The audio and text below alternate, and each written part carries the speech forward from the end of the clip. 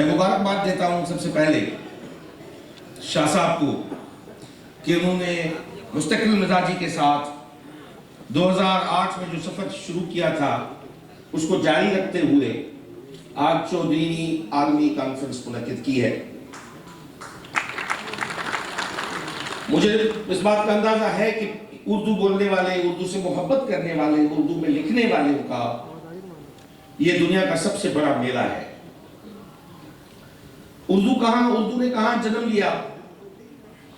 اردو کہاں پیدا ہوئی ہے، تو مجھے بھی شاعری سے شروع کرنا پڑے گا۔ سلیقے سے ہواؤں میں جو خوشبو گھول سکتے ہیں، سلیقے سے ہواؤں میں جو خوشبو گھول سکتے ہیں،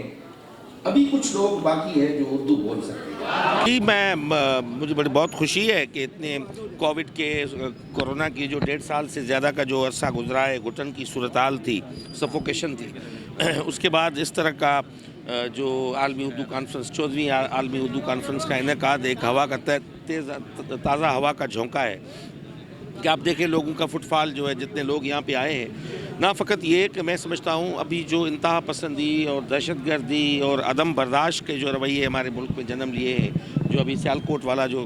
واقعہ ہوا ہے، اس کے بعد میں سمجھتا ہوں کہ اس قسم کے ایونٹ یہ بہت انتہائی ضروری ہیں، کیونکہ ہمیں اب انتہا پسندی کا، دہشت گردی کا، عدم برداشت کا مقابلہ کرنے کے لیے کاؤنٹر کلچرل نیریٹو چاہیے، اور کاؤنٹر کلچرل نیریٹو